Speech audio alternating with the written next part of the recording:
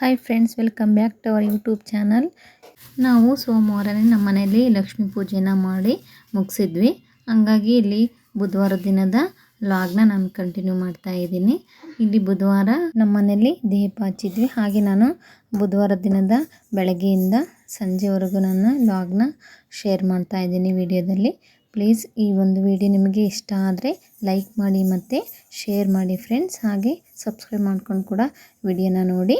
ಇನ್ನು ಬುಧವಾರದ ಹಬ್ಬಕ್ಕೆ ನಾನು ಮಾರ್ನಿಂಗ್ಗೆ ಮನೆಯನ್ನೆಲ್ಲ ಸ್ವಚ್ಛ ಮಾಡಿಬಿಟ್ಟು ಬೆಳಗ್ಗೆನೇ ಮಾಮೂಲಿಯಾಗಿ ಪೂಜೆಯನ್ನು ಮಾಡಿಕೊಂಡು ಆಮೇಲೆ ಟಿಫನ್ನ ಮಾಡ್ಕೊಂಡು ಸಂಜೆಗೆ ದೀಪ ಹಚ್ಚೋದು ಇರೋದ್ರಿಂದ ನಾನು ಸ್ವಲ್ಪ ದೀಪ ಹಚ್ಚೋಕ್ಕೆ ಎಲ್ಲ ರೆಡಿ ಮಾಡ್ಕೋಬೇಕಿತ್ತು.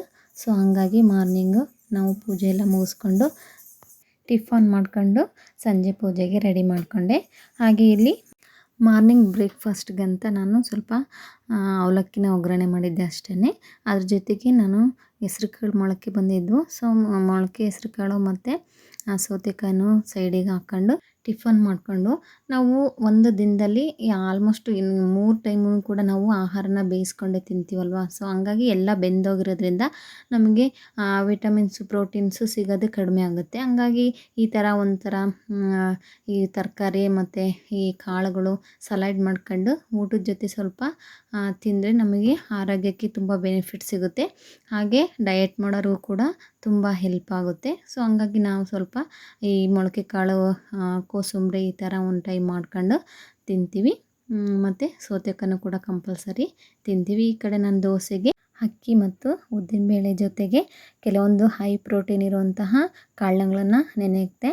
ಅಲಸಂದೆ ಕಾಳು ಸ್ವಲ್ಪ ಮತ್ತು ರಾಜ್ಮಾ ಕಾಳುಗಳು ಜೊತೆಗೆ ಸ್ವಲ್ಪ ಶೇಂಗಾ ಬೀಜ, ಹಾಗೆ ಕಡಲೆಕಾಳು ಸ್ವಲ್ಪ ಹೆಸ್ರು ಕಾಳು, ಹೀಗೆ ಉದ್ದಿನಬೇಳೆ ನೆನೆ ಹಾಕ್ತೀವಲ್ವ. ಸೊ ಹಂಗಾಗಿ ನಾವು ಮನೇಲಿ ಏನೇನು ಕಾಳುಗಳಿರ್ತವೋ ಎಲ್ಲದನ್ನು ಸ್ವಲ್ಪ ಹಾಕಿ ನೆನೆ ಹಾಕಿದ್ರೆ ನಮಗೆ ಹೈ ಪ್ರೋಟೀನ್ ಸಿಗುತ್ತೆ. ಸೊ ಹಂಗಾಗಿ ಹೆಲ್ತಿಗೂ ಒಳ್ಳೆಯದು ಅಂತ ನೆನೆ ಹಾಕ್ತೆ. ಹಾಗೆ ಸಂಜೆಗೆ ನಾವು ರೆಡಿ ಆಗಿಬಿಟ್ಟು ದೀಪ ಹಚ್ಚೋಕ್ಕೆ ಎಲ್ಲ ರೆಡಿ ಮಾಡ್ತಾಯಿದ್ದೆ. ನನ್ನ ಮಗಳು ಕೂಡ ಆಲ್ರೆಡಿ ಅವಳು ಕೂಡ ರೆಡಿಯಾಗಿ ಬಂದಳು.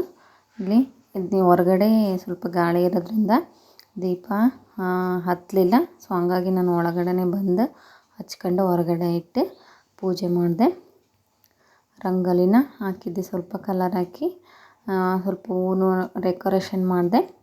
ಇನ್ನು ಇವಳು ನಾನು ಹಚ್ಚುತ್ತೀನಮ್ಮ, ನಾನು ರಂಗೋಲಿ ಹಾಕ್ತೀನಿ ಅಂತ ಬೆಳಗ್ಗೆಯಿಂದ ಸುಮ್ಮನೆ ಕಾಡಿಸ್ತಾನೆ ಇದ್ಲು. ಏನು ಕೆಲಸ ಮಾಡೋಕ್ಕೇ ಬಿಡ್ತಿರ್ಲಿಲ್ಲ.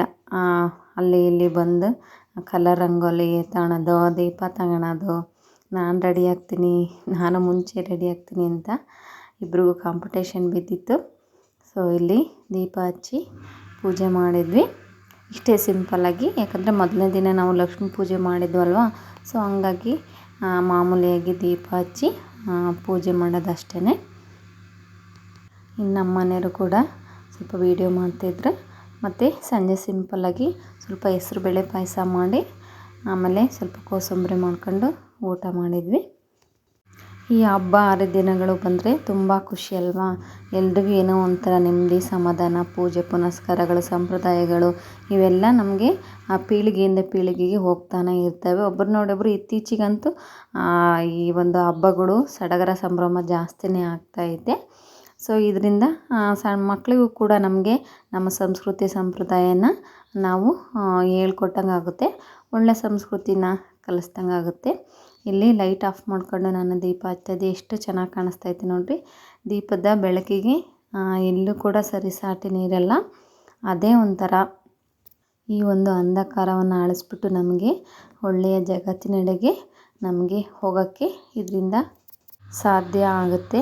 ಸೊ ಹಂಗಾಗಿ ನಾವು ಕೂಡ ಅಜ್ಞಾನ ಅಂಧಕಾರವನ್ನು ಅಳಿದ್ಬಿಟ್ಟು ಒಳ್ಳೆಯ ನಾಗರಿಕತರಾಗಿ ಈ ಒಂದು ಸಮಾಜನ ಒಳ್ಳೆ ರೀತಿಯಲ್ಲಿ ಕೊಂಡೊಯ್ಯೋಣ ಅಂತ ಹೇಳ್ತಾ ಎಲ್ರಿಗೂ ಈ ಒಂದು ದೀಪಾವಳಿ ಹಬ್ಬದ ಶುಭಾಶಯಗಳನ್ನು ಹೇಳ್ತಾ ಇದ್ದೀನಿ. ಯಾವುದೇ ಒಂದು ಹಬ್ಬ ಮಾಡಬೇಕಂದ್ರೆ ಮನೇಲಿ ಹೆಣ್ಮಕ್ಳಿದ್ರೇ ಚೆಂದ ಅಲ್ವಾ. ಅವರೇ ಒಂಥರ, ಗಂಡು ಮಕ್ಕಳೇ ಒಂಥರ, ಹೆಣ್ಮಕ್ಳು ಎಲ್ಲದಕ್ಕೂ ಹೆಲ್ಪ್ ಮಾಡ್ತೀನಿ, ನಾನು ರೆಡಿ ಆಗ್ತೀನಿ, ಏನೋ ಒಂಥರ ಅವರಲ್ಲಿರುವಂತಹ ಸಡಗರ ಸಂಭ್ರಮ ಅಷ್ಟು ಗಂಡು ಮಕ್ಕಳಲ್ಲಿ ಇರಲ್ಲ. ಅದಕ್ಕೆ ಹೆಣ್ಮಕ್ಳು ಮನೆಯ ಒಂದು ಬೆಳಕಾಗಿರ್ತಾಳೆ ಯಾವಾಗಲೂ ಅಂತ ಹೇಳ್ಬೋದು.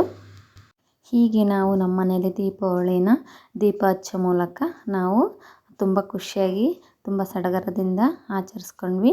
ನೀವು ಯಾವ ರೀತಿಯಾಗಿ ನಿಮ್ಮ ಮನೆಯಲ್ಲಿ ದೀಪಾವಳಿನ ಆಚರಿಸ್ಕೊಂಡ್ರಿ ಅಂತ ನನಗೆ ಕಮೆಂಟ್ಸ್ ಮೂಲಕ ತಿಳಿಸಿ, ಓಕೆನಾ? ಹೀಗೆ ನಾವು ಮತ್ತೊಂದು ವಿಡಿಯೋದಲ್ಲಿ ಸಿಗೋಣ. ಅಲ್ಲಿವರೆಗೂ ಬಾಯ್, ಟೇಕ್ ಕೇರ್.